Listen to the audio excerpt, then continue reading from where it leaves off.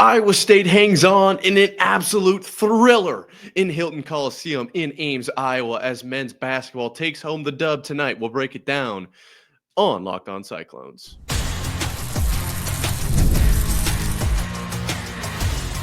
You are Locked On Cyclones, your daily podcast on the Iowa State Cyclones, part of the Locked On Podcast Network, your team every day. Welcome in to Locked On Cyclones, part of the Locked On Podcast Network, your team every day. Shout out to you for listening every single day and making this your first listen and or watch if you're here on YouTube of every single day. Be sure to subscribe wherever you're listening or watching so we can prove once and for all that it is, in fact, a Cyclone state.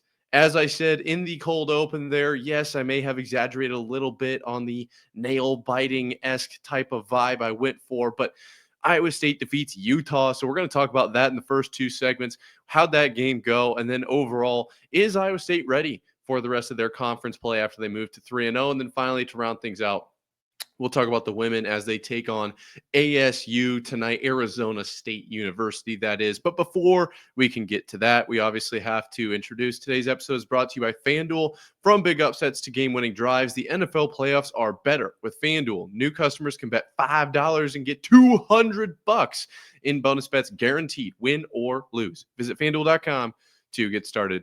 And to start off today's episode, Iowa State defeats Utah in, well, maybe a thriller wasn't the right word. 59-82 final score in Hilton Coliseum as Utah moves to 8-6, 0-3 in the conference. And Iowa State is now, 13-1, 3-0 in the conference. And you know, to be completely honest, this was not that close for most of the game. You know, it wasn't one of those that we kind of pull away in the last couple minutes. No, I mean, Utah definitely kept it close, I think, until about what I always, I prefer to break it down into quarters. So about the beginning of that second quarter, if you will, 10 minutes into the game is where Iowa State started to pull away. And at that point, I was like, oh, are we going to go into this mode that I maybe mentioned yesterday of Iowa State's playing down to a Utah? Is that the kind of team we're dealing with here in Iowa State? I hope not. I think this team's better than that, but maybe that's what we're looking at. That is not the case. Iowa State was able to elevate. They win the first half by 13 points, and then they go even further than that and win the full game by a total of 23 points. An absolute smackdown, if you will, from Iowa State to Utah. And obviously, as I mentioned, that 10-minute mark into the first quarter is where things were pretty close. It wasn't that far off. Iowa State rounds out the half with a 21-3 run, and it was about 8 minutes and 18 seconds. But it ended obviously with that halftime hold song and dance, and so that's gonna change things, right? Iowa State, I think they were down maybe 5. I want to say, I don't know the exact number, but then you go on a 17 plus 17 run, and they win that by 13. So I guess they were down 4. The math isn't mathing. I apologize. It's not really that important, though. The absolute end-all, be-all is that Iowa State comes away with the big win, and that run was a big part of that. And to help, obviously, with a 21-3 run, Utah can't score that many points. Utah didn't have a field goal for 8 minutes and 33 seconds. Obviously, with I think it was 34 seconds left in the first half. Ezra Alsar dunked it. 34.7 is what I've got here written down. And I mean, that's going to end it, but that's still pretty solid. That's pretty good. No field goals for almost a whole quarter. Are you kidding me? Was pretty proud of that. And then at the half, Iowa State had 7 steals. So that's also pretty sweet. As I always do, let's dive into the box score here. One stat that kind of jumped off the page, I suppose, for me here is that 25 of the 82 points that Iowa State scored. So 25 is 25% of 100. Therefore, if we scored 82, 25 would be slightly more than that. I don't know what it is, but maybe 32, 33%. Somewhere in there, because 3 would be 75. So it's probably closer to 31% of Iowa State's points came off of turnovers. That's right. That's pretty crazy. 18 turnovers for the Utes in this game to Iowa State's 8. That's going to play a pretty darn big role, I have to say. And obviously, Iowa State gave up some, on those 8 turnovers. I've seen 6 points here, and I've also seen 5 points. So either way, less than 6 points, 6 points or less off of turnovers for the Cyclones as well. How did the absolute dogs that are on this Iowa State Cyclones team perform, you ask? Well, pretty well, I have to say. 4 guys going over 15 points. Four guys going over 15 points. Are you kidding me? Are you kidding me right now? I love that. I absolutely love it. Jefferson was 17. Work our way. Actually, we'll start with Gilbert then. Keyshawn Gilbert with 15. Then we work our way up to Jefferson with 17. Then that's Lipsey with 20. Whoa. And then Curtis Jones with 23. And then you got a point out of Heisey from the free throw line, Momcilovic with 2, and Brandon Chatfield with 4. What does this mean? Well, the biggest thing I pulled from this is when you look at Momcilovic with 2 points, right? And this is gonna sound familiar, right? What happened in the Baylor game? Okay, Momcilovic with 15 points, with 4 of 7 from 3 points on the free throw line there, and then 4 of 7 from the field. I mean, pretty solid offensive performance. 15 points. They win by 19. So if you take away every single one of those points, the Cyclones technically still score, but that's not how basketball works. So I'm not going to go into that. Either way, 15 points, 4 of 7 from 3 for Milan in that last game. Then you look at today, or I guess yesterday, this will air in the morning, obviously. Iowa State, 82-59. Milan goes 1 of 5 from the field, 0 of 3 from beyond the arc. Only ends up with 2 points. Obviously, that lone field goal. That to me is exactly the song that we have been singing all year long. This team can win it any which way. Okay. And I don't have every single guy because I think it'd just be too much tab switching for me here. I don't know who scored, I think only actually I'll look. Jefferson, I think, only had 2 points, 7. Okay, 7 points. 7 and 2 kind of look the same, but 7 to 17, that's 10-point boost for Jefferson there. This Iowa State team can beat you with whoever on any given night. And we'll get more into this in the second segment here, which is kind of knocking on the doorstep. But this team is really, really solid. And I will say that there were some issues in this game. Iowa State didn't play their best game. I think if they played their best game, they probably win this, let's say like 47 to 110 or something. Like, I don't think that they played their absolute best game by any means, but they certainly played well enough. And when facing adversity at the end of that, what I'll call first quarter and moving into the second quarter, middle of the first half, I guess technically is what it should be. They responded. They found a way. They kept it moving. Tamin Lipsey being aggressive, getting 20 points. He talked about in the post game, which I can't find a video of anywhere. TJ's been on him about, hey, let's see it. Come on, get that offense going. And he said, instead of kind of catching it straight up, I catch and look. And like, are we going in the paint? What are we doing here?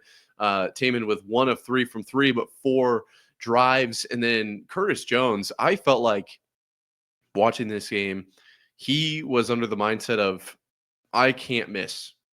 I don't know why.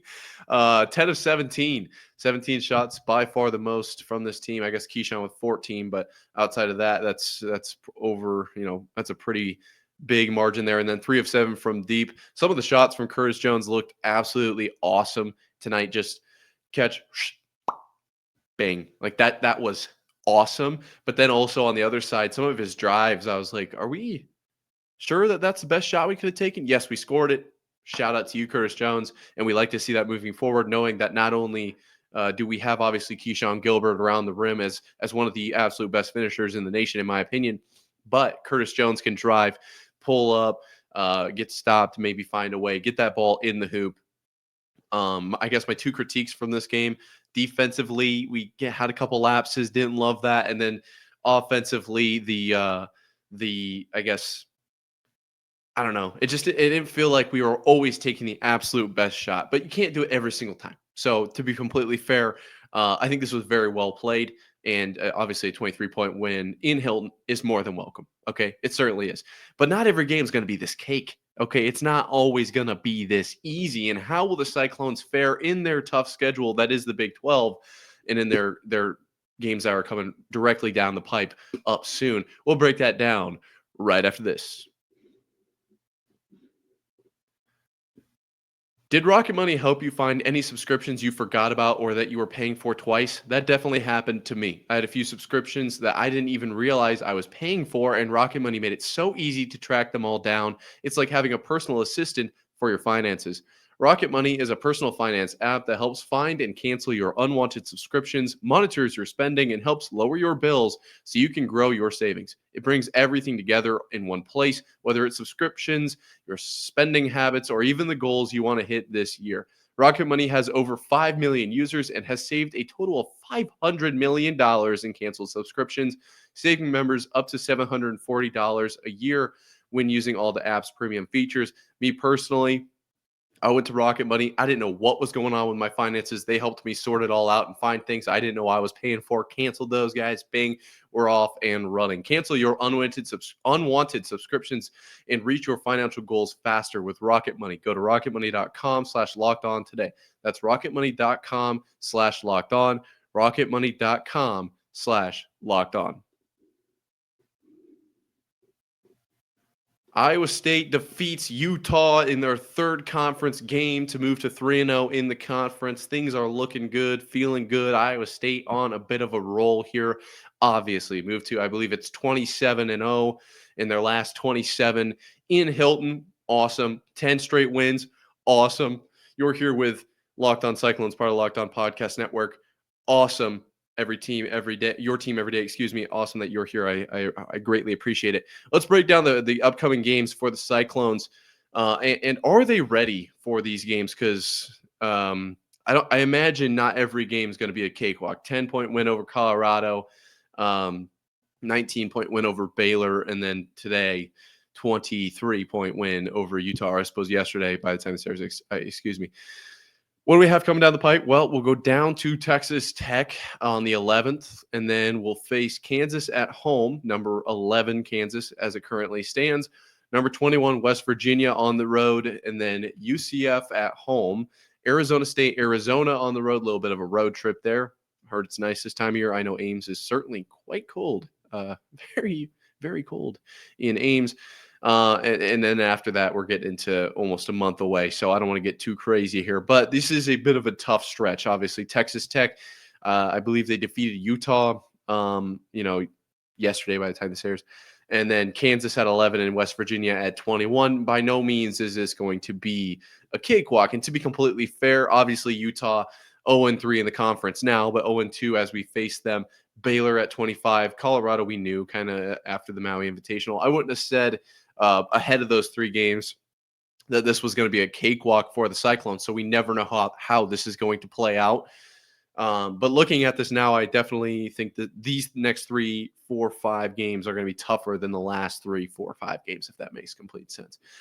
Is this team ready? I think so. But I think there are a lot of areas in which we could improve. Defensively, I just feel like there are lapses that this team goes through, and luckily it doesn't hurt them too bad. I felt like for the vast majority of this game, momentum was in fact in Iowa State's favor, but Utah certainly had their moments. And as we've talked about, a lot of it comes down to aggressive closeouts, I suppose, for deep threes. Threes in particular, obviously you want to guard the perimeter, but if they're 40 feet deep, I don't feel like we need to be like that aggressive, I guess is how I would put it. And then there are just some other moments. I'm going to say this, and I want you to take it with a grain of salt, because as I've said on this show, I did not play basketball after 8th grade. So it's been a while, and I am not a coach, and we just need to keep that in mind. I don't feel like Iowa State's help defense is that good. And I'm going to leave it at that. I don't want to kind of put that out there in a bad light, but I just feel like there is opportunity for Iowa State to get better on help defense. That's how I'm going to put it. And obviously it's been solid. It really has. But there was a couple of examples in this game against Utah, and it's a game where you win by 23 points. So, like, how picky can you get? But to be completely honest, there was definitely opportunities where it just felt like there wasn't the help inside that I thought there should have been. And maybe it's because I'm watching it from the camera, from that I don't want to say, box score, but like what's that called? Like the press box view, right? So you get the side angle and you get a big view of everybody on the floor. You're not actually on the hardwood. I know that that's a completely different visual perspective. Okay, I understand that. But to me, it was like, oh, he's obviously going to go bang bang. Okay, that's there. Why are we over here? It feels like we're really far away here. And there was opportunities. I've seen it in the last few games. And this is being hypercritical, of course. We just won the last 3 games by a total of 29, 23, so 40, 52 points, something like that combined. This is me being hypercritical at this point because now it has turned into the same thing happened with the football team. We go from I'd like to go to a bowl game to we should make college football playoff. Like, am I being unreasonable? Absolutely, but I am a Cyclone fan, and I'd love to see it. I actually think this team is very, very capable of doing that, but I know that is a bit of a reach. So I'm just being a little hypercritical here. Take that also into mind as you hear these takes. I just felt like help defense over the last few games. We've had guys that are like right there, and it's just I'm not sure. Like I said, I'm not in the meeting rooms. I'm not in the practices. I don't know exactly what their philosophy is around this, so I don't know if they're playing it well or what's going on. I feel like help defense is something that this team could improve upon. But I also don't really know what I'm talking about. I just feel like that's where I'm going to go with that one. And then, scoring wise, I think this team is set. I think you have a solid 6, maybe 7 guys that are just basically bona fide scorers. Like they are, if you give them the ball, they will more than likely bring you points. And there's no way that you can get 7 guys on an off night in any one night. So, or 6, I suppose, if you take, who would you take off that list? Probably, I guess like Lipsey or maybe like Chat. I guess it just kind of depends on who you have in that list. But either way, I think offensively we're okay. It's the defensive help and aggressiveness was a little bit loose. I feel like in the last few games, and overall, obviously you want to limit like turnovers and just typical basketball common terms. I think this team is very, very good. I think they are very much ready for this gauntlet of Big 12 games that they'll face. Obviously, Kansas at home helps to have them at home, but they'll have to go on the road to West Virginia and Texas Tech, not ranked right now as it currently stands, but they're a good team as well. So certainly going to have to bring our A game. And that's the other point I'll make here is that I am curious to see, I'm not making any official this is what's going to happen type vibes here. I'm curious to see how a Cyclones team responds after the schedule that they've had. Okay, when you look at their last, let's go to 2, 4, 5 games. They beat Omaha by was that 32 points, 83-51. They beat Morgan State by 27, 99-72. Colorado is a 10-point win. Baylor is a 19-point win. And then Utah is a 23-point win. Obviously, the win over Iowa, 9 points. That's a close game. They were down, I think it was 17 in that game. Jackson State then in there, but then Marquette with the 11-point win over a 5-ranked Marquette. So it's not like we've only played bad teams and we've only blown teams out. Obviously, the Auburn loss is an interesting one because it's tight, but we didn't pull away with that win. But in the last 5, things have certainly gone Iowa State's way. It's a round ball, but it seems like it always bounced in the favor of the Cyclones. So I'll be very interested to see if a Texas Tech or a Kansas comes down to a 5 or a 6 or a 3-point game, in the last 30 seconds. How do we handle that? If we're up, if we're down, what's our time management look like, shot selection, all of those type of decisions we have kind of yet to see. At least at a large scale. And so I'll be very interested to see how that goes. I think this team is more than ready for it. And I honestly can't wait for the next game. Like I would say for the end of the season, but no, I want to see every single game the Cyclones play this year. They're going to be a fun team to watch. That's for sure. Another fun team to watch, obviously, not only the men's team playing basketball, but the women's team as well. We'll have to break down the Arizona State, Iowa State battle that is going to go down, I guess, today, right after this.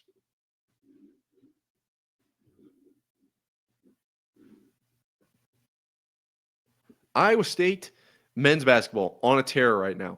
The women, I don't know if you could say the same, but they certainly have an opportunity to turn things around on January 8th at 7:30 p.m.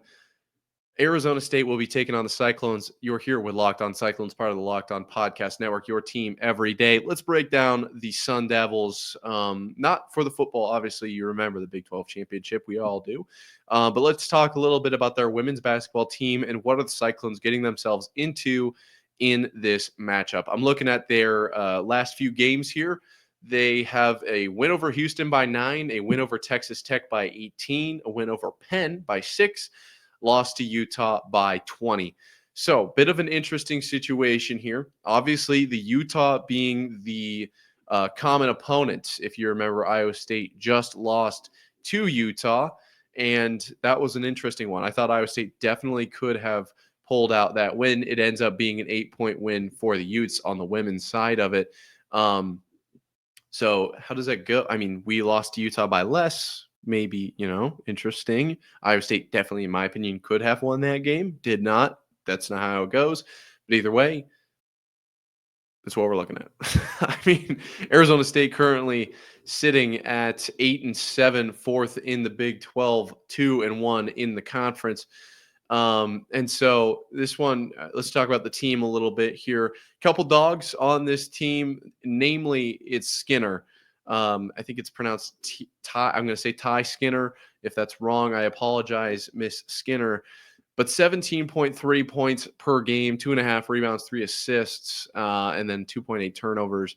Shooting almost 40% from the floor and about 36% from the three-point line. Dog.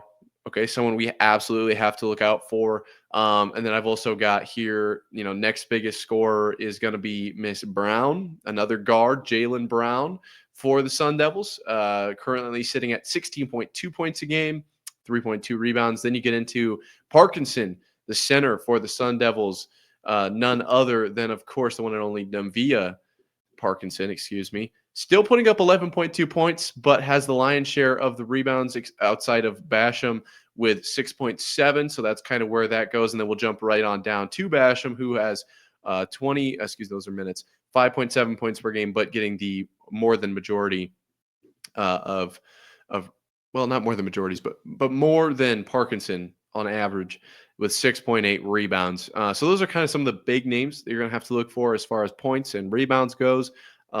On the assist front, I don't see anyone here standing out as a major contributor. Skinner leading the way with only 3 assists per game. So let's take a look at the 9-point win over Houston for Arizona State. And this is an interesting one. Skinner with 18 points and Jailovit with 16. Navia Parkinson, as I mentioned, with 10 points. And then coming off the bench, Jaylen Brown with another 9 there. This team is what I would call, and I'm not trying to I'm not trying to slide shade here, mildly dangerous.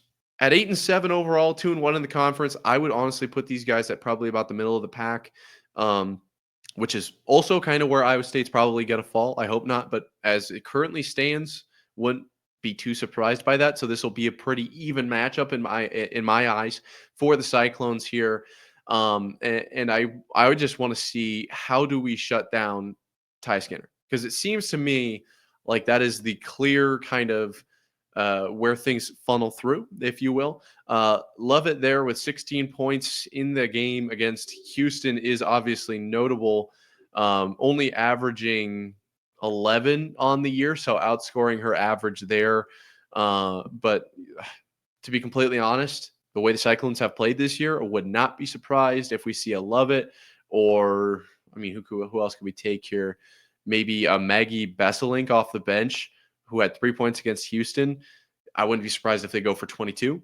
I don't know what it is against teams that these players who haven't seen, I would say, a grandiose amount of success, they just seem to light it up against the Cyclones. I don't know why that is. I don't know. Like I said, previously, is that because of the Cyclones, or is it just simply unlucky? Well, I guess I can't really answer that. It's just not something that I know the answer to. But either way, obviously, you want to shut down Skinner. You want to shut down Parkinson. You want to shut down Jaylen Brown off the bench. But it's going to take a full team effort. And as we said after the loss to Utah for Iowa State, this cannot be a one-person team.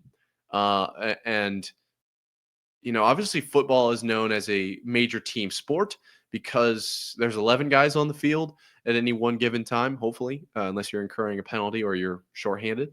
But in basketball, there is a bit of you look at the NBA, and there's certainly what they would call super teams out there. You got 2 or 3, just absolute all-stars, and then a couple of role players. And I guess if you want to go that route, I want to ask, how did the Brooklyn Nets go? How did that team do with a Durant, a Harden, and an Irving? Bit of a different circumstance, yes, but when I saw that was the team, I was like, they're going to win probably 3 straight titles. I don't think they did. So basketball is still very much a team sport. It is. There are 5, in this case, ladies on the floor at all times. And so, yes, Emily Ryan needs to do what she does well. She needs to dish it out and rack up a few points, of course. Audie Crooks, I don't want to say she needs to score, 25 points. I don't feel like that's fair, but I also don't want her scoring 7. You still have to fill your role. Addie Brown is going to have to be major in this game. Just from the perspective of, that is literally, we have to have 5. We don't need to have 4 with over 15 points in this game, as the men did against Utah, but we certainly need to see at least maybe a Harris step onto the scene. I don't know exactly what this is going to take, but I just don't think we can see a game like we saw against Utah and hope for a major success. Beating Utah is going to be big for the Cyclones, obviously currently sitting at 9th in the Big 12. Not great, unfortunately. I don't love that. But there is so much room for growth here at 10-6, 1-2. This could be, in my opinion, a much better team sitting, I don't know, what would you go, 12, 13 wins, and then they get that win over Utah. So, then you're 2-1 in the conference as well. I don't think this team is what the record shows, and so I do think that they can defeat the Arizona State Sun Devils. But on the other hand, we need to see it. Okay, that's why we play the games. That's what we talk about all the time. We got all these stats on paper. We got all of these, analytics and all of this prior experience. And based on this team is going to dominate today. And then they go out and play it on the between the lines on the hardwood, whatever game it is, and maybe Team B that everyone thought was going to get stomped finds momentum and they shut down everything that Team A is doing well. And then all of a sudden it's like, well, I couldn't have ever expected that, but they won by 30.